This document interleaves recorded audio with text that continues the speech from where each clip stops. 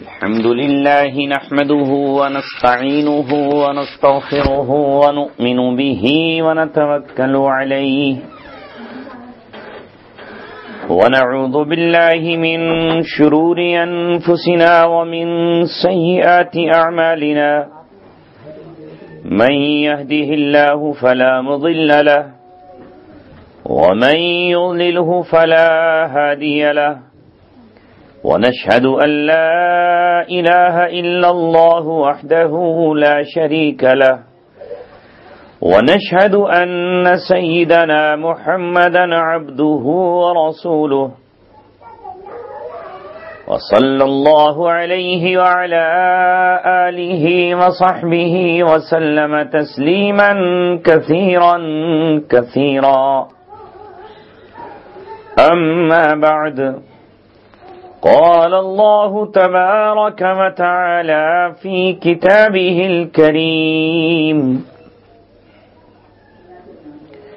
أفحسبتم أنما خلقناكم عبثا وأنكم إلينا لا ترجعون فتعالى الله الملك الحق سبحان الله عما يشركون صدق الله العلي العظيم قال رسول الله صلى الله عليه وسلم الدنيا مزرعة الآخرة وقال عليه الصلاة والسلام إن الدنيا خلقت لكم وإنكم خلقتم للآخرة صدق الله العلي العظيم وصدق رسوله النبي الكريم. پیاری بہنوں اور اسلام کے رشتے سے ہماری بیٹیوں اور ماؤں، اللہ تبارک و تعالی اپنے فضل سے ہم سب کو ایمان پر قائم رکھے، ایمان پر زندہ رکھے اور ایمان پر ہی ہمارا خاتمہ ہو جائے. کوئی شخص جب تک اللہ تبارک و تعالی کی توفیق نہ ہو اس کا نام اپنی زبان سے لے بھی نہیں سکتا. اللہ تبارک و تعالی ہی پہلے ہمیں یاد کرتا ہے، پھر وہ اپنے آپ کو ہمیں یاد کرنے کی توفیق مرحمت فرماتا ہے. اس کی مرضی کے بغیر نہ کوئی پتا ہلتا ہے، نہ کوئی قطرہ زمین پہ بارش کا گرتا ہے، نہ ہوا کا کوئی جھونکا چل سکتا ہے. یہ پوری کائنات اللہ تبارک و تعالیٰ کے اختیار میں ہے. ساری کائنات کا ذرہ ذرہ اللہ تبارک و تعالیٰ کی تسبیح بیان فرما رہا ہے. وَإِن مِّن شَيْءٍ إِلَّا يُسَبِّحُ بِحَمْدِهِ وَلَٰكِن لَّا تَفْقَهُونَ تَسْبِيحَهُ. اللہ تبارک و تعالیٰ فرماتا ہے کہ کائنات کا ہر ذرہ اور ہر چیز اللہ تبارک و تعالیٰ کی تسبیح بیان کرتی رہتی ہے، لیکن تم اس کی تسبیح کو نہیں جانتے. درخت کی ہری ڈال اللہ تبارک و تعالیٰ کی تسبیح بیان کرتی ہے. بہتا ہوا دریا اللہ تبارک و تعالیٰ کی تسبیح بیان کرتا ہے. یہ پہاڑ اللہ تبارک و تعالیٰ کی تسبیح بیان کرتے ہیں. یہ صبح کو پرندے جو پیڑوں پر چہچہاتے ہیں، ان کی چہچہاہٹ کو چاہے ہم سمجھے نہ سمجھے وہ اللہ تبارک و تعالیٰ کی تسبیح بیان کرتے ہیں. یہ طوطا اور مینا جو ہمیں بولتے نظر آتے ہیں، یہ جو ہمیں مور اور اسی طرح کوئل کوکتی نظر آتی ہے، اسی طرح تیتر اور بٹیر جو ہمیں بولتے نظر آتے ہیں، سب کی زبان پر اللہ تبارک و تعالیٰ کی تسبیح اور اللہ تبارک و تعالیٰ کی بڑائی ہوتی ہے. مرغ اللہ اکبر کہہ کر سحر کے وقت اور صبح کے وقت اللہ تبارک و تعالیٰ کی بڑائی اور کبریائی کا اعلان کرتا ہے اور ہمیں بھی جگاتا ہے کہ اٹھو، صبح کا سویرا ہونے والا ہے. اللہ تبارک و تعالیٰ رات کی چادر کو لپیٹنے والا ہے. اٹھ کر اللہ تبارک و تعالیٰ کو یاد کر لو. آج ہم سب دنیا میں زندہ ہیں اور زندگی کا مطلب یہ ہے کہ اللہ تبارک و تعالیٰ نے ابھی ہمیں نیک عمل کرنے کے لیے مہلت دی ہوئی ہے. ورنہ آپ نظر ڈالیں، آپ کی نظروں کے سامنے کتنے مرد ایسے ہوں گے جو بہت تھوڑی عمر میں دنیا سے چلے گئے، کتنی عورتیں ایسی ہوں گی جنہوں نے دنیا میں بہت کچھ نہیں دیکھا اور بن دنیا سے دیکھے ہی رخصت ہو گئے. انہیں عبادتوں کا موقع اتنا نہ ملا جتنا ہمیں اللہ تبارک و تعالیٰ نے دیا ہے. انہیں خرچ کا موقع اتنا نہ ملا جتنا اللہ تبارک و تعالیٰ نے ہمیں نصیب فرمایا ہے. انہیں تسبیحات اور نمازیں پڑھنے کی لیے اتنی لمبی عمر نہیں ملی جتنی اللہ تبارک و تعالیٰ نے ہمیں عطا فرمائی ہے. اب ذرا اندازہ لگائیے، ایک شخص جوانی کے عالم میں دنیا سے چلا گیا، اس نے کتنی مختصر نمازیں پڑھیں، کتنا مختصر سا خرچ کیا، اس نے کتنے کم روزے رکھے، وہ حج بھی شاید نہ کر سکا اور عمرے بھی نہ کر سکا. یہ اللہ تبارک و تعالیٰ کی دی ہوئی ہماری عمر اور اس کی برکت اور اس کی عنایت اور اس کی عطا ہے کہ اللہ تبارک و تعالیٰ نے ہمیں ابھی نیکیاں کرنے کا موقع دیا ہوا ہے. ہم دنیا میں آ کر اللہ تبارک و تعالیٰ کو اور آخرت کو بھول جاتے ہیں. اسی بھولے ہوئے سبق کو یاد دلانے کے لیے اللہ تبارک و تعالیٰ نے اپنے نبیوں کو بھیجا، رسولوں کو بھیجا، پیغمبروں کو بھیجا، اور انہیں سمجھانے کے لیے اللہ تبارک و تعالیٰ نے آسمان سے کتابیں اتاری. لہذا کسی نبی پر تورات اتاری گئی تو کسی پر زبور کو نازل کیا گیا، کسی نبی کو انجیل دی گئی تو کسی نبی کو کوئی صحیفہ ملا. اللہ تبارک و تعالیٰ نے آخری پیغمبر محمد رسول اللہ صلی اللہ علیہ وسلم کو قرآن مقدس جیسی عظیم کتاب عطا فرمائی جس کا لفظ وہی ہے جو 1450 برس پہلے نازل ہوا تھا، جس کی آیتیں وہی ہیں، جس کے معنی وہی ہیں، جس کا مطلب وہی ہے، جس کی ایک ایک چیز وہی ہے. نہ اس کا زیر و زبر بدلا ہے، نہ اس کی آب و تاب بدلی ہے، نہ اس کے وعدے اور وعید بدلے ہیں، نہ اس کی بشارتیں اور آخرت کے عذاب کے ڈراوے بدلے ہیں. سب کچھ ہمارے سامنے قرآن کی شکل میں موجود ہے. قرآن کہتا ہے اہل ایمان کو نصیحت کرتے رہو، فذکر فإن الذکریٰ تنفع المؤمنین، کہ تم نصیحت کرو اس لیے کہ نصیحت کرنا مومنوں کو نفع پہنچاتا ہے. ہمارے دین کو الدین النصیحہ کہا گیا. دین خیر خواہی کا نام ہے، دین خیر خواہی کا نام ہے. لہذا ایک شخص دوسرے شخص کا خیر خواہ ہو، ایک مرد دوسرے مرد کا خیر خواہ ہو، ایک پڑوسی اپنے پڑوسی کا خیر خواہ ہو، ایک عورت دوسری عورت کی خیر خواہ ہو، اسی کا نام دین اسلام ہے. ہم کبھی کسی کا برا نہ چاہیں، ہم کسی کے برے ہو جانے پر خوش نہ ہوں. انسان کو جس طرح جسمانی روگ لگتے ہیں اسی طرح اسے روحانی بیماریاں بھی لگ جاتی ہیں. شوگر ہے، کینسر ہے اور بہت ساری جسمانی بیماریاں ہیں، ایسے ہی روحانی بیماریاں بھی ہیں. اللہ تبارک و تعالیٰ نے ہم سے کہا کہ تمہیں دونوں طرح کے گناہ چھوڑنے ہوں گے، ظاہر الاسم و باطنہ.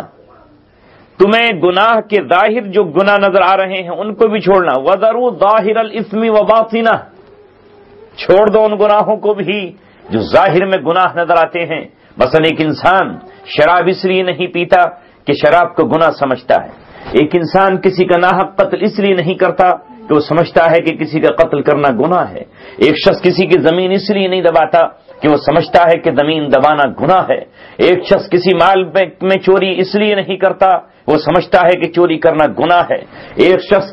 کسی کے مال میں خیانت اس لیے نہیں کرتا، وہ سمجھتا ہے کہ گناہ ہے. ہاں بے شک یہ گناہ ہے، اس لیے کہ ظاہری گناہ ہے، لیکن کچھ گناہ وہ ہیں جو باطنی گناہ ہیں. کچھ گناہ نگاہوں سے ہوتے ہیں، کچھ گناہ زبان سے ہوتے ہیں، کچھ گناہ کانوں سے ہوتے ہیں، اور کچھ گناہ وہ ہیں جو دل سے ہوتے ہیں. دل کی بیماری سے بھی، اندر کے روگ سے بھی اللہ کے رسول صلی اللہ علیہ وسلم اور اللہ نے ہمیں منع کیا.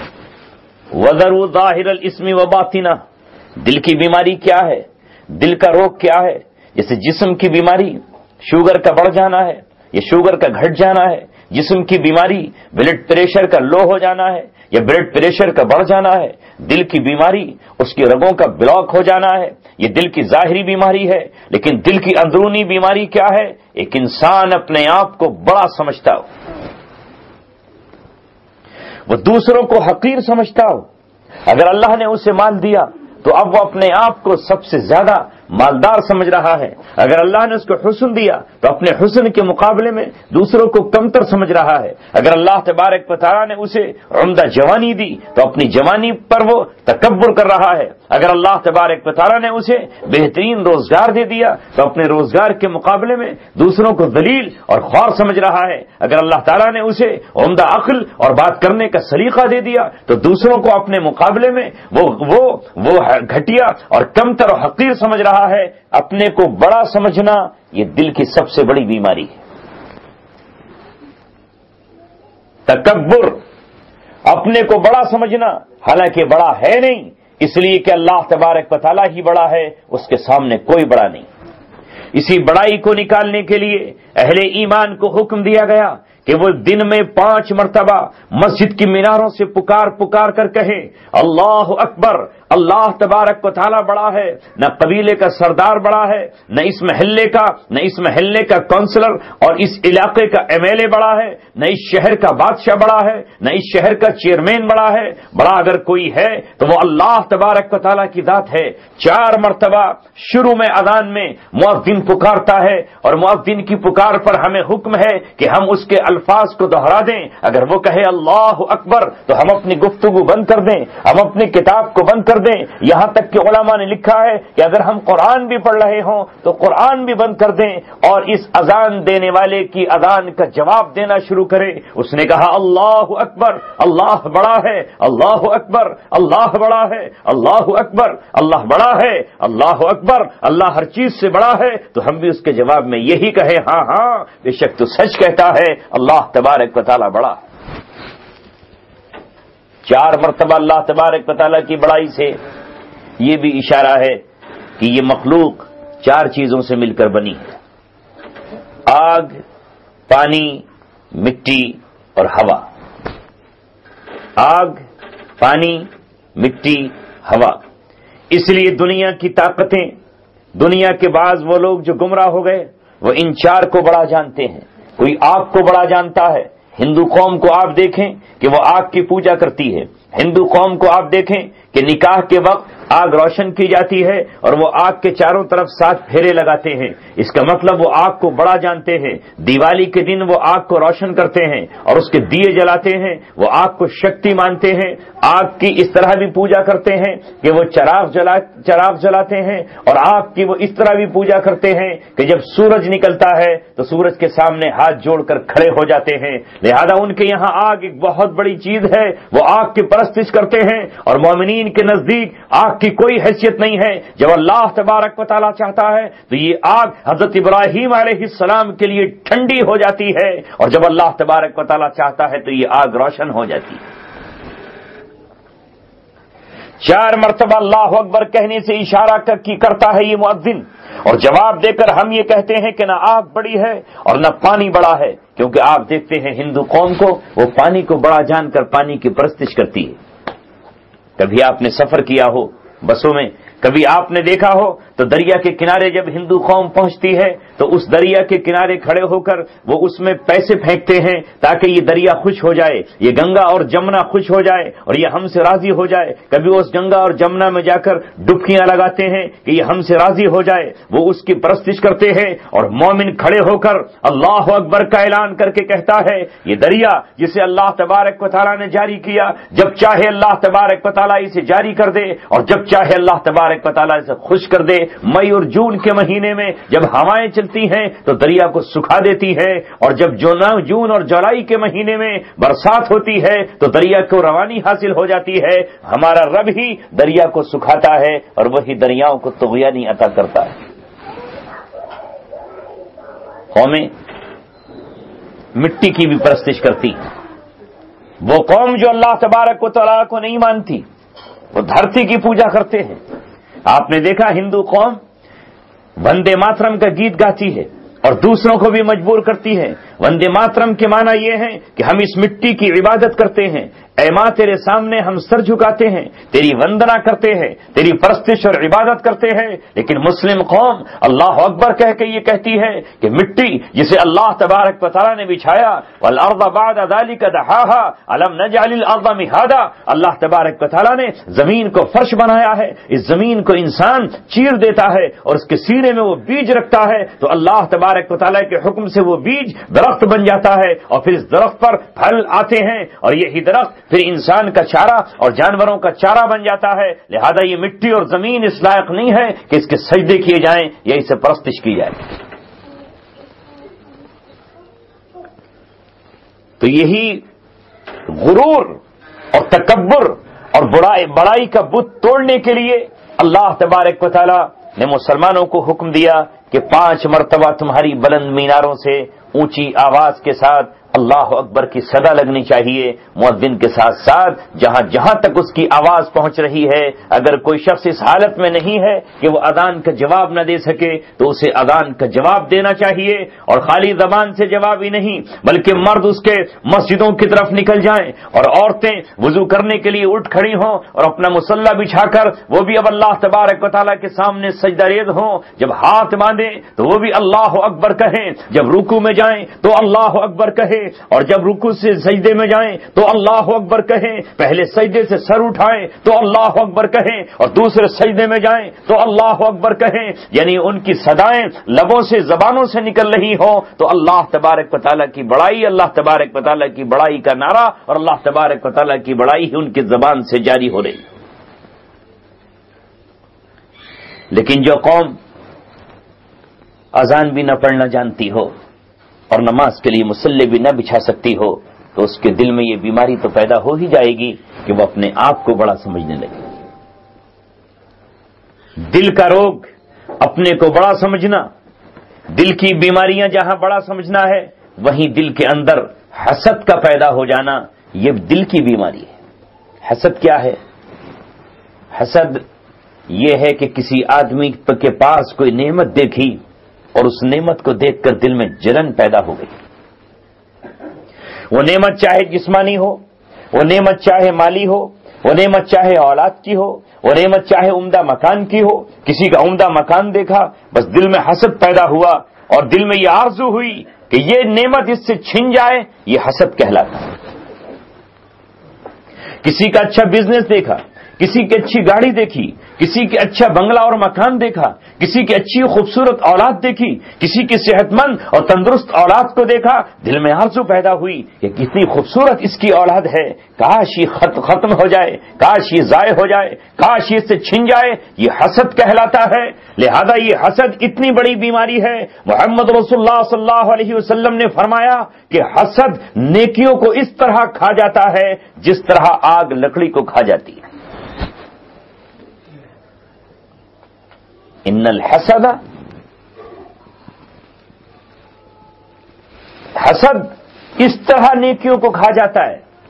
جس طرح آگ لکڑی کو کھا جاتی ہے۔ اب ایک عورت یا ایک مرد یا ایک ماں یا ایک بہن تہجد پڑھ رہی ہے، نمازیں ادا کر رہی ہے، تلاوت بھی کر رہی ہے، تسبیحات پر سبحان اللہ اور الحمدللہ بھی پڑھ رہی ہے اور اللہ تبارک و تعالیٰ کی راہ میں خرچ بھی کرتی ہے۔ اب اس کے پاس یہ نیکیوں کا ذخیرہ جمع ہو گیا، اس کے نامہ اعمال میں نیکیاں لکھ گئیں، یہ تو جنت میں جانے والی بن گئی، یہ تو اب جنت کی مستحق ہوئی۔ اب شیطان اس پر حملہ آور ہوتا ہے کہ وہ نیکیاں تو نہیں چھڑا سکتا کہ اسے تہجد چھڑا دے یا اس سے 5 وقتہ نماز چھڑا دے، وہ اس پر تو قادر نہیں ہے کہ اسے تلاوت سے غافل کر دے، وہ اس پر تو قادر نہیں ہے کہ اس کی تسبیحات سے اسے روک دے یا اس کا مزاج جو خرچ کا ہے اس خرچ کو روک دے۔ اب وہ دوسرے راستے سے اس پہ حملہ آور ہوتا ہے اور حملہ آور ہو کر یہ حملہ آور ہو کر اس پر یہ کرتا ہے کہ حسد کی بیماری اس کے اندر داخل کر دیتا ہے۔ لو نیکیاں ضائع ہو گئیں، ختم ہو گئیں۔ حاسد ہمیشہ دنیا میں بھی اپنی آگ میں جلتا ہے اور کل قیامت میں جب نیکیاں ختم ہو جائیں گی اور گناہ اس کے نام اعمال میں رہ جائیں گے تو جہنم کی آگ میں جلنا پڑے گا۔ یہاں بھی آگ، وہاں بھی آگ۔ حسد کے مقابلے میں ایک چیز کہلاتی ہے غبطہ۔ غبطہ کیا ہے؟ حسد ناجائز، غبطہ جائز۔ غبطہ کیا ہے؟ غبطہ یہ ہے کہ کسی کے پاس کوئی نعمت دیکھی تو خوش ہوئے، ماشاء اللہ کہا یا سبحان اللہ کہا، اور اللہ تعالیٰ سے دل میں آرزو کی، اے اللہ تو بڑا نوازنے والا ہے، تیری ذات کریم و رحیم ہے، تو فضل والا ہے، جن نعمتوں سے تو نے میرے اس بھائی کو مالا مال کیا ہے تو مجھے بھی اس نعمت سے سرفراز کر دے۔ اگر یہ آرزو کی اور اس کی نعمت کے زائل ہونے کی تمنا نہ کی تو یہ تمنا جائز ہے، یہ آرزو جائز ہے۔ ایک بے اولادے نے کسی کے پاس اولاد دیکھی، اس کا دل بھر آیا اور اللہ تبارک و تعالیٰ سے کہا، اے میرے مولا تو نے اس شخص کو اولاد عطا فرمائی ہے، تو اس بات پر قادر ہے کہ تو مجھے اس عمر میں بھی اولاد دے دے، جیسا کہ حضرت زکریا علیہ السلام نے جب ایک چڑیا کو اپنے بچے کو چگا دیتے ہوئے دیکھا، اس کی چونچ میں دانہ ڈالتے ہوئے دیکھا تو ان کا اندر سے دل بھر آیا کہ اس چڑیا کا یہ کیسا معصوم بچہ ہے، مجھے بھی اللہ تبارک و تعالیٰ کوئی اولاد عطا کر دے۔ اسی وقت مصلی بچھا کر کے دعا کر لی بھیگی ہوئی پلکوں سے، جو اللہ تبارک و تعالیٰ سے مانگا تو اللہ تبارک و تعالیٰ نے بڑھاپے کے عالم میں ان کی دعا کو قبول کر لیا اور انہیں بھی یحییٰ علیہ السلام جیسا بیٹا عطا کر دیا۔ کسی کا عمدہ کاروبار دیکھا، کسی کی صحت دیکھی، کسی کی بہترین جوانی دیکھی، کسی کی عمدہ کار دیکھی اور اللہ تبارک و تعالیٰ سے یہ آرزو کی، اے اللہ تو اسے دینے پر قادر ہے تو ہمیں بھی ایسی ہی نعمت سے نواز دے اور مالا مال کر دے۔ یہ آرزو جائز ہے، لیکن یہ آرزو کرنا کہ یہ اس کی نعمت کسی طرح سے ختم ہو جائے، اس کا ایکسیڈنٹ ہو جائے، اس کا کاروبار بند ہو جائے، یا اس کی اولاد کو بیماری لگ جائے، یا اس سے یہ چیز چھین جائے، یہ چیز حسد کہلاتی ہے اور یہ اللہ تبارک و تعالیٰ کی نظروں میں گناہ ہے۔ یہ دل کا روگ اور دل کی بیماری۔ اسی طرح دل کی بیماری خواہ مخواہ کسی سے بغض و کینہ رکھنا ہے۔ اس نے کچھ نہیں بگاڑا، اس شخص نے کچھ بھی نہیں کہا، مگر خواہ مخواہ کسی سے کینہ رکھنا اور کسی سے بغض رکھنا اور کسی کے لیے دل میں اپنے بغض کو پال لینا، یہ دل کی بیماری ہے۔ ان بیماریوں کو بھی اللہ کے رسول صلی اللہ علیہ وسلم نے بھی اور خود اللہ تبارک و تعالیٰ نے قرآن میں کہا، وَذَرُوا ظَاهِرَ الْإِثْمِ وَبَاطِنَهُ، باطنی اور اندرونی بیماریوں کو بھی، گناہوں کو بھی چھوڑ دو اور ظاہری گناہوں کو بھی چھوڑ دو۔ آج صد افسوس یہ ہے کہ ہم میں سے بہت سے مسلمان ظاہری گناہوں کو تو چھوڑ دیتے ہیں لیکن اندرونی گناہوں کو نہیں چھوڑتے، اور عورتیں خاص طور سے اس مرض کا بہت زیادہ شکار ہے۔ مرد تو شکار ہے ہی، لیکن عورتیں بہت زیادہ شکار ہیں۔ کسی کو عمدہ کپڑے ہوئے پہنے ہوئے دیکھا تو سینے میں جلن پیدا ہو گئی، کسی کی بچی کا اچھا رشتہ کہیں دیکھا تو سینے میں حسد اور بغض و کینہ پیدا ہو گیا اور برائیاں شروع ہو گئیں، اور یہاں تک کہ کبھی تو سگا بھائی اپنے بھائی کے خلاف عمدہ رشتے برداشت نہیں کرتا، اور کبھی بھاوج اپنی دوسری دیورانی یا جٹھانی کے اچھے رشتوں کو برداشت نہیں کرتی، اور دل میں حسد کی آگ جلتی رہتی ہے۔ یاد رکھے وہ شخص جو حسد کرتا ہے وہ اس دنیا کی آگ میں بھی جلتا رہے گا، اسے کبھی قرار و سکون نہیں مل سکتا، اور جہنم کی آگ تو جلانے کے لیے پھر کافی ہے ہی۔ اس لیے رسول اللہ صلی اللہ علیہ وسلم نے کہا، الا ان فی الجسد مضغہ، خبردار جسم کے اندر گوشت کا ایک لوتھڑا ہے، گوشت کا ایک ٹکڑا ہے۔ اذا صلحت صلح الجسد کلہ، اگر وہ صحیح رہے، اگر وہ صحیح ہو جائے تو پورا جسم صحیح ہوتا ہے، اور اگر وہی خراب ہو جائے، اگر اسی میں فساد پیدا ہو جائے، فسد الجسد کلہ، تو پورا جسم فاسد ہو جاتا ہے، پورا جسم برباد ہو جاتا ہے۔ آخر آپ نے پھر سینے پر ہاتھ رکھا اور فرمایا، الا وہی القلب، خبردار وہ دل ہے۔ جس کا دل صحیح ہو گیا اس کے ہاتھ پیر صحیح ہو جائیں گے، جس کا دل خراب ہو گیا اس کی نظریں بھی خراب ہو جائیں گی، جس کا دل خراب ہو گیا اس کی زبان بھی خراب ہو جائے گی، اس کے کان خراب ہو جائیں گے۔ اس لیے آپ نے فرمایا، لوگوں اپنے دلوں کی اصلاح کر لو، جنت جنت دل کی بنیاد پر ملے گی۔ قرآن کریم نے کہا اس دن پوچھا جائے گا من اتی اللہ بقلب سلیم، کون آج صحیح سالم اور محفوظ دل لے کر آیا ہے، جس کا دل کٹا پھٹا نہ ہو، جس دل میں روگ نہ ہو، جس دل میں اندرونی بیماریاں نہ ہو، جس دل میں خرابیاں نہ ہو، جس دل میں حسد و تکبر نہ ہو، جس دل میں دوسروں کی نفرت نہ ہو، جس دل میں دوسروں کے لیے بغض و کینہ نہ ہو، جس دل میں تکبر نہ ہو، وہ دل اللہ تبارک و تعالیٰ کے حق قابل قبول پائے گا اور اس دل کی بنیاد پر اسے جنت میں داخل کیا جائے۔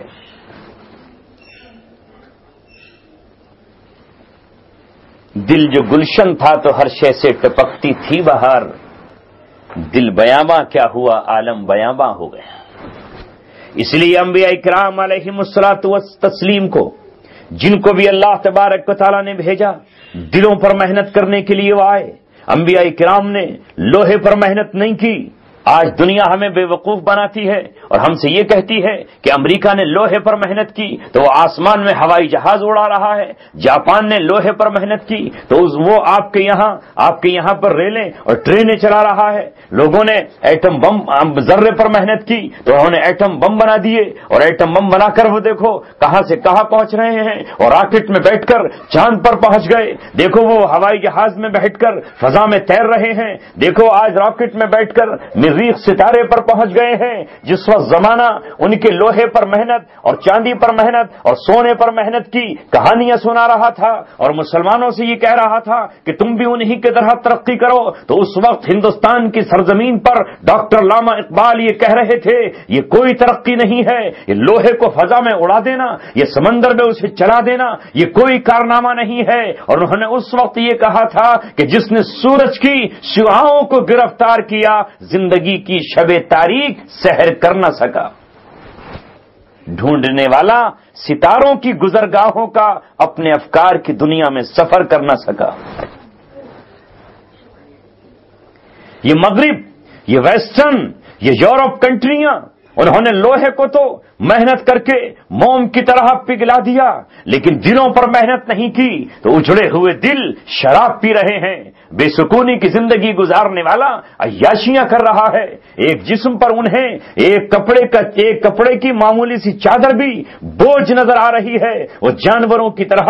ننگے ہو جانے کو اپنی تہذیب کہہ رہے ہیں۔ ان کے دل بگڑے تو ان کے دلوں کے اندر اندھیرا ہی اندھیرا ہے، انہیں روشنی کہیں نظر نہیں آ رہی۔ اندھیرا اپنے گھروں سے نکلے تو نائٹ کلبوں پر چلے گئے، نائٹ کلبوں میں سکون نہیں ملا تو چوراہوں اور پارکوں پر جانوروں کی زندگیاں گزارنے لگے، اس پر سکون نہ ملا تو معصوم بچوں کو کھلے عام قتل کرنے لگے۔ اللہ تبارک و تعالیٰ کی کتاب سے ہٹے تو اندھیری وادیوں میں بھٹکنے لگے۔ یہ کوئی علاج نہیں ہے، نہ امریکہ کے پاس، نہ فرانس کے پاس، نہ روس کے پاس، نہ جرمن کے پاس، نہ آسٹریلیا کے پاس کہ وہ دلوں کو سکون دے دے۔ اگر دلوں کو سکون کہیں مل سکتا ہے تو ان تعلیمات میں جو انبیاء کرام دلوں پر محنت کرنے کے لیے آئے، جنہوں نے اجڑی ہوئی دل کی دنیا کو بسا دیا اور دل میں سکون و قرار و راحت پیدا کر دی۔ ناچنے گانے میں قرار و سکون نہیں ہے۔ اگر ناچنے گانے میں قرار و سکون ہوتا تو آپ نے خبر سنی ہوگی، پڑھی ہوگی اور آپ نے دیکھی ہوگی کہ اس ہندوستان میں اپنی پوری زندگی جوانی میں ناچنے والا اور پورے ہندوستان ہی نہیں بلکہ دنیا کو اپنے ناچ کی طرف مائل کرنے والا، کروڑوں اربوں خربوں روپے ایک ایڈ پر کمانے والا، ایک ڈائلاگ پر لاکھوں روپے کمانے والا اپنے اندر سکون نہیں پا رہا۔ کیا وجہ ہے؟ جو دوسروں کو نچا کر سکون دیتا ہو، جو دوسروں کو نچانے کے لیے ناچنے کا فن اختیار کرتا ہو، جو کروڑوں روپے لے کر ایک گانا گاتا ہو، آج اسے سکون کہیں مل رہا ہے تو وہ قرآن پڑھ رہا ہے، وہ کہتا ہے مجھے قرآن میں سکون مل رہا ہے۔ یہ فلمی ایکٹر جس کی دنیا دیوانی ہوا کرتی تھی، اسے سکون اگر آج کہیں ملا تو ناچ اور گانے کی محفلوں میں نہیں، ساز میں نہیں، سنگیت اور میوزک میں نہیں، ڈھول کی تھاپ پر نہیں۔ آج کا مسلمان کہاں ہے؟ وہ کافر ہو کر، وہ مشرک ہو کر، وہ اللہ تبارک و تعالیٰ کا باغی ہو کر، جس نے پوری زندگی یہ کہا کہ لوگوں آؤ سنیما ہال میں آؤ تمہیں یہاں سکون ملے گا، اسے اب بڑھاپے میں جس کی بیٹیاں بھی ہیں اور جس کی بہویں بھی ہیں اور جس کی اولادیں بھی ہیں اور جس کی بیویاں بھی ہیں، وہ پارلیمنٹ تک بھی پہنچ گیا، اس کی بیوی پارلیمنٹ تک پہنچی، لیکن آج اسے اگر کہیں قرار ملا اس نے برسر عام کہہ دیا کہ میں اپنے دل کو سکون پانے کے لیے قرآن پڑھتا۔ انبیاء کرام آئے تو انبیاء کرام نے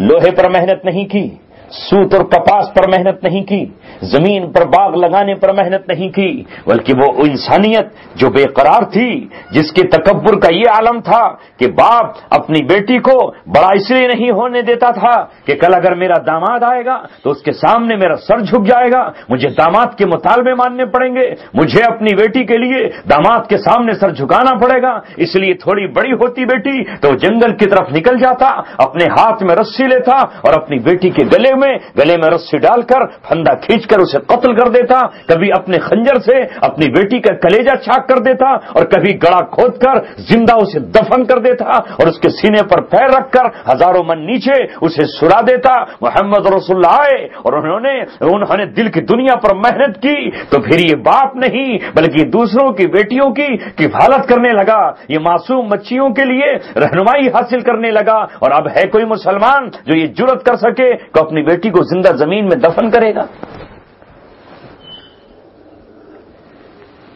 شیطان نے بڑی ترکیب سے ہمیں دل کی بیماریوں میں مبتلا کر دیا۔ ہم نے اپنے دل کے رگوں کا علاج تو پنتھ ہاسپٹل میں کرا لیا، ہم نے اپنے دل کی خرابی کا علاج ایمس میں جا کر کرا لیا، لیکن دل کے وہ روگ جو حسد کی شکل میں، جو تکبر کی شکل میں، جو اندھیروں کی شکل میں تھے، اس کی علاج کی ہم نے کوئی پرواہ نہیں کی۔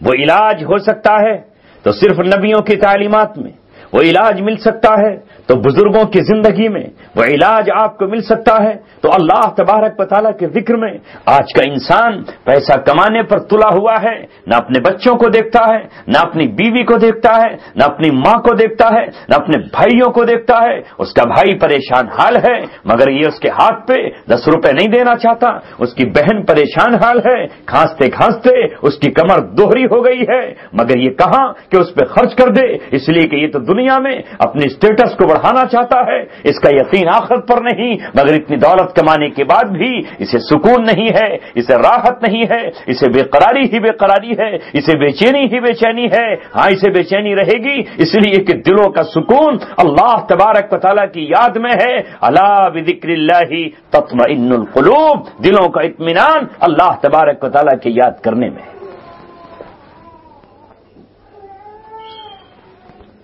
جس طرح کھجلانے سے خارش والے کو سکون نہیں ملتا، جسم کو کھجا لینے کے بعد اور آگ بڑھ جاتی ہے، سوزش اور جلن میں اضافہ ہو جاتا ہے اور انسان پریشان ہو جاتا ہے۔ اسی طرح یاد رکھیے یہ شیطان کے ایجاد کردہ جتنے آلات ہیں، کوئی سمجھے کہ مجھے سکون کوئی عشقیہ ناول پڑھ کر ہو جائے گا، ہرگز اسے سکون نہیں مل سکتا۔ کوئی یہ سمجھے کہ مجھے سکون کوئی سیریل دیکھ کر مل جائے گا، ہرگز نہیں مل سکتا۔ کوئی یہ سمجھے کہ مجھے سکون میوزک اور سارنگی سے مل جائے گا، ہرگز سکون نہیں مل سکتا۔ ذرا کبھی قرآن کے قریب آ کر تو دیکھو، قرآن سے نظریں ملا کر تو دیکھو، قرآن کو زبان سے پڑھ کر تو دیکھو۔ وہ قوم جو ساری دنیا کی بدنام زمانہ قوم تھی، جس کا پیشہ ڈاکہ ڈالنا تھا، وہ قوم جس کا پیشہ اپنی ماں کی آبرو تک کو بھی نیلام کر دینا تھا، وہ جس کا پیشہ اپنے بوڑھوں کو قتل کر کے جشن منانا تھا، وہ قوم جو چلتے چلتے اونٹ کے جسم سے گوشت کا ٹکڑا کاٹ لیتی اور اس کے بعد زندہ اسے چبا جاتی، وہ وحشی قوم جب قرآن ان کی زندگیوں میں آیا اور محمد رسول اللہ نے ان کے دلوں پر محنت کی ہے تو اللہ تبارک و تعالیٰ نے اس قوم کو دنیا کا امام بنا دیا۔ پلٹ جا جانب منزل پلٹ جا، زمانہ آگے بڑھ رہا ہے تو 1400 برس پیچھے کو ہٹ جا۔ آج بھی ساری دنیا جن برائیوں سے گھری ہوئی ہے، 1450 سال پہلے یہی برائیاں اس کے اندر موجود تھیں۔ رسول اللہ نے اور تمام نبیوں نے آ کر دل کے اس گوشت کے لوتھڑے کو جو دل کی شکل میں ہے اسے صحیح کر دیا، اسے سالم بنا دیا۔ تو وہ عمر ابن خطاب رضی اللہ تعالیٰ عنہ جو کل بچیوں کو زندہ درگور کرتے تھے، اگر کسی کا باپ اپنی بیٹی کو شفقت کی وجہ سے اور رحم کی وجہ سے قتل نہیں کر پاتا تو وہ عمر ابن خطاب کو بلانے کے لیے آتا کہ میری بیٹی کا آپ گلا گھونٹ دیجئے، میری بیٹی کو آپ گڑھے میں دفن کر دیجئے۔ وہ معصوم بچی کو قتل کر کے اور معصوم بچی کا گلا دبا کر اپنے آپ کو بہادر سمجھتے، اپنے آپ کو بہادر سمجھنے لگے۔ لیکن جب اسلام ان کے سینے میں اتر گیا اور جب وہ مسلمان بن گئے تو یہی عمر ابن خطاب ہیں کہ جب عمرو بن عاص رضی اللہ تعالیٰ نے ملک مصر کو فتح کیا تو دریائے نیل بھی ان کے قبضے میں آیا۔ دریائے نیل کی حالت یہ تھی کہ وہ سال بھر میں جا کر کے خشک ہو جاتا تھا۔ وہاں کی تو روایت یہ تھی، چونکہ مشرک قوم تھی، ہندوؤں کی طرح سمجھتی تھی کہ دریا بھی بلی مانگتا ہے، قربانی چاہتا ہے، لہذا ایک خوبصورت بچی جس کی شادی نہیں ہوتی تھی اسے بلایا جاتا، اسے زیور پہنائے جاتے، اسے دلہن بنایا جاتا اور یہ سمجھا جاتا کہ یہ دریا اس لڑکی کی قربانی لے گا اور اس کے بعد یہ دریا جاری ہو جائے گا۔ سالوں سے ایسا ہی چلا رہا تھا، سال بھر میں دریا خشک ہوتا، کوئی نہ کوئی غریب بچی، کوئی نہ کوئی اور کسی کی بیٹی اٹھا لی جاتی، بادشاہ حکم دے دیتا اور کہتا کہ اس عورت کو، اس لڑکی کو جو کنواری ہے اسے خوبصورت کپڑے پہناؤ، اسے عمدہ زیور پہناؤ، دریا اسے اپنی بیوی کی شکل میں دیکھنا چاہتا ہے، جب یہ اس دریا میں کود جائے گی تو پھر دریا خوش ہو جائے گا، اس کی بلی سے راضی ہو جائے گا۔ لیکن آج دریائے نیل محمد رسول اللہ کے غلاموں کے ہاتھ میں ہے، آج وہاں قدم ان کے پڑے ہیں کہ جس دھرتی پہ قدم رکھ دیا تو وہاں برکتیں اٹھائیں، جس طرف چل پڑے وہاں رحمتیں نازل ہو گئیں، جدھر پہنچ گئے وہاں قرار اور سکون مل گیا، وہاں رحمت آ گئی، وہاں پر اللہ کی کرم و فضل کی برسات ہونے لگی۔ عمرو بن عاص کے کنٹرول میں جب پورا ملک مصر آیا، دریائے نیل خشک ہو گیا، لوگوں نے کہا اے عمرو بن عاص یہ دریا نہیں ابلے گا، یہ دریا جاری نہیں ہوگا جب تک کسی لڑکی کو اس میں بلی کے طور پر پیش نہیں کیا جائے گا، جب تک وہ لڑکی اپنے آپ کو قربانی کے لیے تیار نہیں کرے گی۔ عمرو بن عاص نے کہا ہم کسی ایک معصوم جان کی قربانی نہیں دے سکتے، میں اس مسئلے کو اپنے امیر المؤمنین عمر ابن خطاب کے پاس بھیج رہا ہوں۔ لوگوں نے سوچا یہ تو مسلمان مانیں گے نہیں کسی کی،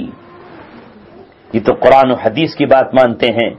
کچھ لوگ وہاں سے بھاگ کے جانے لگے کہ چھوڑو اب مصر میں تو ہم زندہ کیسے رہ پائیں گے جب نیل ہی خشک ہونے چلا ہے۔ کچھ لوگوں نے جانا شروع کیا، کچھ نے رونا شروع کیا، کچھ نے واویلا مچانا شروع کیا۔ حضرت عمرو بن عاص رضی اللہ تعالیٰ نے خط لکھا مدینہ منورہ امیر المؤمنین خلیفۃ المسلمین عمر ابن خطاب کے پاس، اے امیر المؤمنین ہم نے ملک مصر تو فتح کر لیا ہے، پورا ملک مصر اور نیل ہمارے قبضے میں ہے، لیکن اپنی روایات کے مطابق نیل خشک ہو رہا ہے، اس کا پانی ختم ہونے جا رہا ہے۔ لوگ ہمارے پاس آ کر ہم سے یہ کہہ رہے ہیں، ایک طرف لاکھوں لوگوں کی زندگی کا مسئلہ ہے، ایک طرف ہزاروں ہیکٹر زمین کے سیراب کرنے کا مسئلہ ہے، ایک طرف لاکھوں جانوروں کی زندگی کا مسئلہ ہے، ایک طرف ایک عورت کی جان کا مسئلہ ہے۔ کسی کی بیٹی اٹھاؤ اور اسے زیور پہنا کر کے دریا میں ڈال دو، دریا خود بخود چلنے لگے گا۔ اے امیر المؤمنین آپ کا کیا حکم ہے؟ آپ کے حکم کے ہم منتظر ہیں۔ کیا ہم گھروں کی تلاشی لے کر کسی کواری بچی کو دریا کے حوالے کر دیں اور اس کی چیخوں کو دریا کی روانیوں میں جھونک دیں، یا ہم کوئی اور تدبیر اختیار کریں؟ عمر ابن خطاب رضی اللہ تعالیٰ نے کاغذ کی پرچی لکھی اور اس پرچی پر چند سطریں لکھی اور جو قاصد پہنچا تھا اس سے کہا عمرو بن عاص کو یہ خط دے دینا، ساری قوم کو مصر کے دریائے نیل کے پاس کھڑا کر دینا اور میرا خط دریائے نیل میں ڈال دینا، مجھے اللہ کی ذات پر یقین ہے کہ میرا خط پاتے ہی دریا جاری ہو جائے گا۔ خط یہاں سے چلا، عمرو بن عاص نے سارے مصر کے لوگوں سے کہا دریا کے کنارے آ جاؤ۔ لوگ ہکا بکا ہیں، دوسری قومیں دیکھ رہی ہیں، عیسائی سمجھ رہے ہیں کہ یہ کیا پاگل مسلمان ہیں، کہیں پرچی سے دریا جاری ہوگا،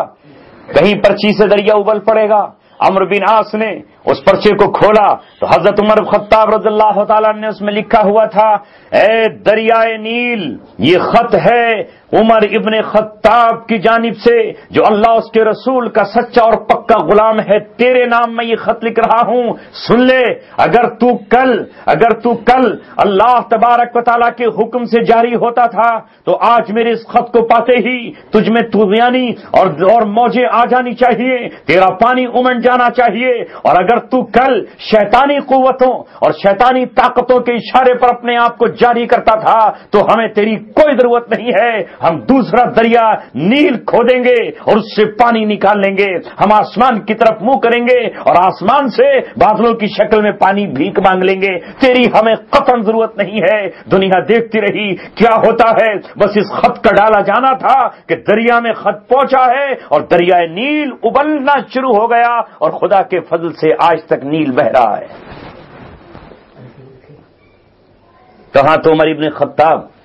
لڑکیوں کا قتل کرنے والے اور قتل کر کے اپنے اوپر فخر کرنے والے تھے، لیکن آج یہی عمر ابن خطاب یہ نہیں کہہ رہا کہ مسلمان کی بیٹی کی جگہ کسی عیسائی کی بیٹی کو اس میں جھونک دو،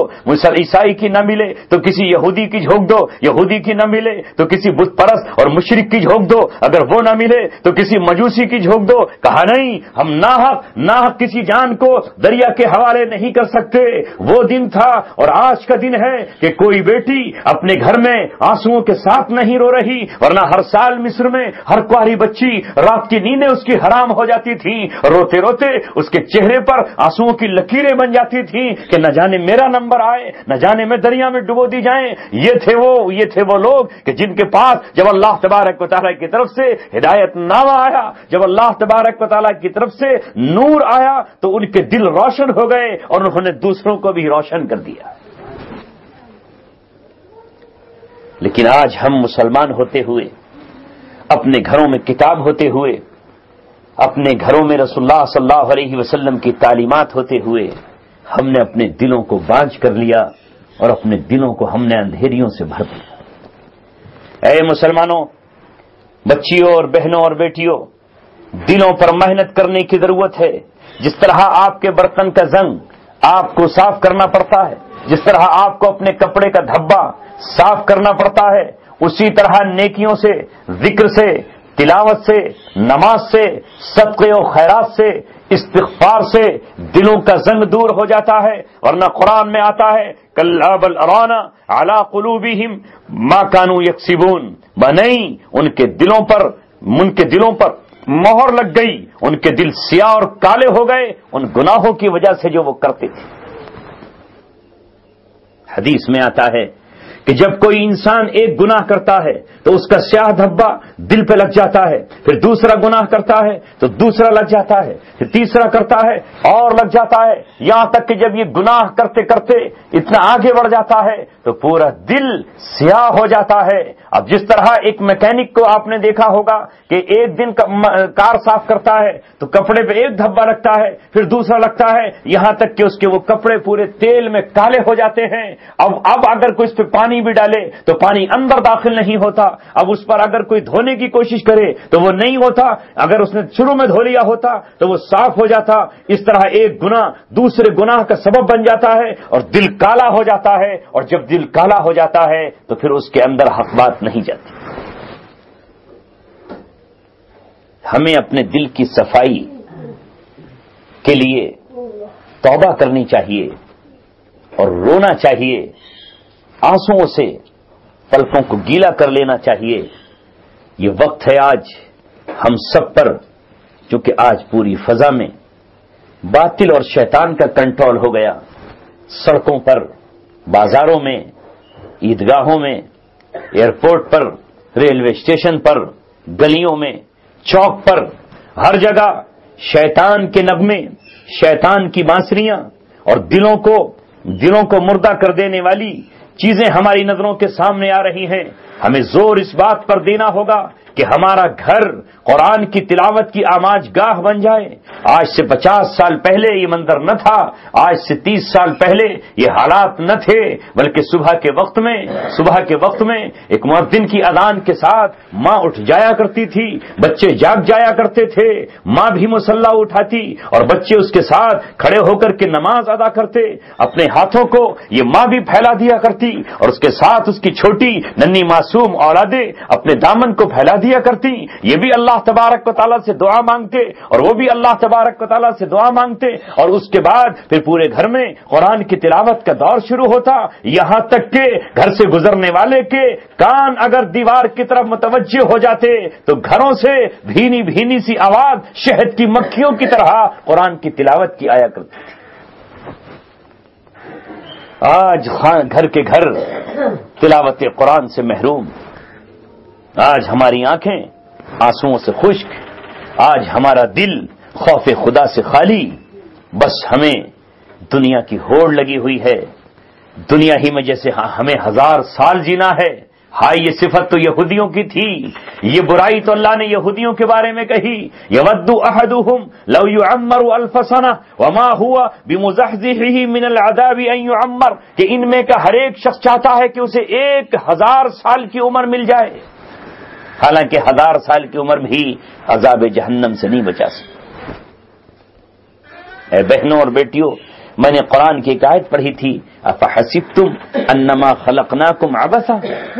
وانکم الینا لا ترجعون، کیا تم نے یہ خیال کر لیا ہے کہ ہم نے تمہیں بیکار پیدا کیا ہے اور تم ہماری طرف نہیں لوٹائے جاؤ گے؟ اللہ کی قسم، قرآن پکار کر کہہ رہا ہے، جو اللہ تبارک و تعالیٰ کی آواز اور اللہ تبارک و تعالیٰ کی زبان اور اللہ تبارک و تعالیٰ کا کلام ہے، وہ ہم سے کہہ رہا ہے کل قیامت کے میدان میں یہ جو ہاتھ ہم نے تمہیں دیے ہیں، ان ہاتھوں سے ہم پوچھیں گے کہ تم نے دنیا میں کیا کیا تھا. یہ آنکھیں جو ہم نے دی ہیں، ہم ان سے پوچھیں گے ان السمع والبصر والفؤاد کل اولئک کان عنہ مسئولا. آنکھ سے پوچھا جائے گا، کانوں سے پوچھا جائے گا، دل سے پوچھا جائے گا تو نے کیا منصوبے بنائے تھے، اس دل سے پوچھا جائے گا تو نے کیا خواب سجائے تھے، اس دل سے پوچھا جائے گا تو نے کیا ارادے کیے تھے، اس دل سے پوچھا جائے گا تو نے کیا کیا تھا، گناہ کے لیے تو نے کتنے پلان بنائے، اور کیا تو نے کبھی دین اسلام کی ترقی کے لیے، کبھی تو نے اپنی آخرت کے لیے کوئی خواب سجایا، کوئی ارادے ظاہر کیے، دل میں تو نے کوئی تمنا پیدا کی، تو نے کوئی آرزو پیدا کی. ہمارے کانوں سے پوچھا جائے گا، بتاؤ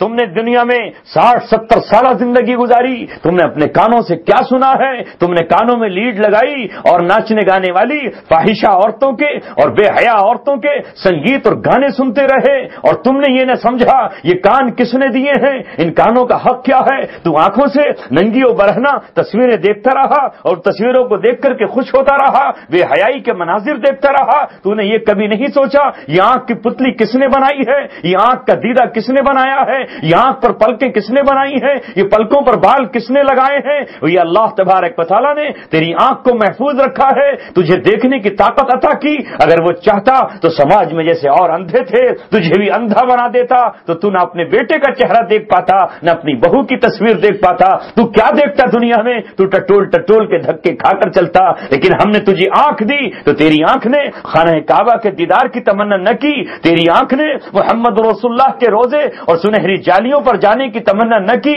تیری آنکھ نے قرآن کے پڑھنے کی آرزو نہ کی، تیری آنکھ نے نبی کی سیرت اور نبی کی حدیثوں کو پڑھنے کی کوشش نہ کی، تیری آنکھ نے حجر اسود کے پاس جانے اس کی تمنا نہ کی. تو نے تمنا کی تو ان لوگوں کی جن پر اللہ تبارک و تعالیٰ کی لعنت برس رہی. پوچھے گا اللہ تبارک و تعالیٰ. اللہ تبارک و تعالیٰ فرما رہا ہے فحسبتم انما خلقناکم عبثا، تم سمجھ رہے ہو کہ تمہیں یوں ہی بیکار پیدا کر دیا ہے؟ ہم ایک ایک چیز کا تم سے حساب لیں گے. ثم لتسألن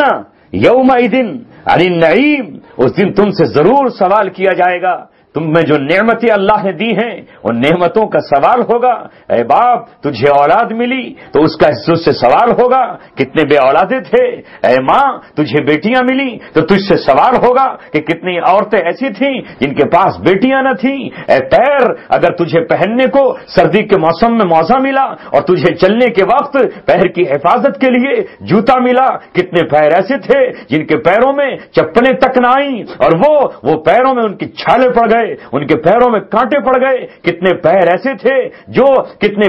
تھے جو جنگلوں میں اور بیابانوں میں جڑی بوٹیاں تلاش کرتے تھے, ان کے پیروں میں کانٹے چبھ گئے اور تم بیٹھے ہوئے اللہ تعالیٰ نے تمہیں پیروں کی حفاظت کے ذرائع الگ عطا فرمائے. تیرے پاس تو آٹومیٹک سسٹم آیا, تو نے بٹن دبایا تو پانی گرم ہوا, تو نے بٹن دبایا تو پانی ٹھنڈا ہوا. تیرے گھر میں تو نعمتیں تھیں. کتنے لوگ ایسے تھے جنہوں نے کنویں کے پانی پیے, کتنے لوگ ایسے تھے جنہوں نے چشمے کے گدلے پانی پیے, وہ پانی نہ پی سکے. تو نے تو عیش و آرام کی زندگی گزاری. کتنے لوگوں نے خیموں کی زندگی گزاری, ان کے بچوں کی ولادتیں ٹھٹرتے ہوئے موسم میں, سردی کے موسم میں کھلے آسمان کے نیچے ہوئی. ذرا حساب دے کہ تو نے ان نعمتوں کا کیا حق ادا کیا ہے. یہ تلوے جو محفوظ ہیں جوتے سے, اس کا بھی اللہ تبارک و تعالی ہم سے حساب لے. یہ نعمتیں جو ہم دسترخوان پر بیٹھ کر کھا رہے ہیں لذت کے ساتھ, ان کا اللہ تبارک و تعالی ہم سے حساب لے گا. کتنے لوگ دنیا سے ایسے گئے کہ پیٹ بھر کے انہیں گیہوں کی روٹی رو درکنار جو کہ روٹی نہ مل سکی. یہ جو ہمارے سوٹ کیس میں اور ہماری الماریوں میں ایک کے بعد ایک بڑا سوٹ ہے جس کو پہن کر کے ہم نکلتے ہیں, اتراتے ہیں اور فخر کرتے ہیں. اور کتنے لوگ ایسے ہیں جن کے پاس یہ کچھ بھی نہیں ہے, پھٹے ہوئے کپڑوں میں اور ان کے پیمند لگ جاتے ہیں اور ان کے بچے نکاح اور شادی کے موقع پر اپنی حسرتوں کو قربان کرتے ہوئے پرانے ہی کپڑوں میں اپنی عید اور بقرعید گزار دیتے ہیں اور کسی شادی کو پھٹے ہوئے کپڑوں میں اپنی پوری کر لیتے ہیں. ایک ایک نعمت کا ہم سے حساب ہوگا. اللہ تبارک و تعالیٰ کل قیامت میں کھڑا کرے گا اور بتائے گا حساب دے. ثم لتسألن یومئذ عن النعیم. یہ جو ہم نے گوشت کے ٹکڑے کھائے ان کا ہم سے حساب ہوگا. یہ ٹھنڈا پانی ہم نے پیا اس کا ہم سے حساب ہوگا. حساب سے ہم کہاں بچ پائیں گے. اللہ تبارک و تعالیٰ کی اگر ہم نے شکر ادا نہیں کیا, اگر ہم نے اللہ تبارک و تعالیٰ کے سامنے اپنی پیشانی کو نہیں جھکایا, اگر ہم نے الحمدللہ الذی اطعمنا وسقانا وجعلنا من المسلمین والی دعا نہ پڑی تو اس کھانے کی ایک ایک دانے کا ہمیں حساب دینا پڑے. ہارون رشید بادشاہ کے زمانے میں بہلول تھے. ایک مرتبہ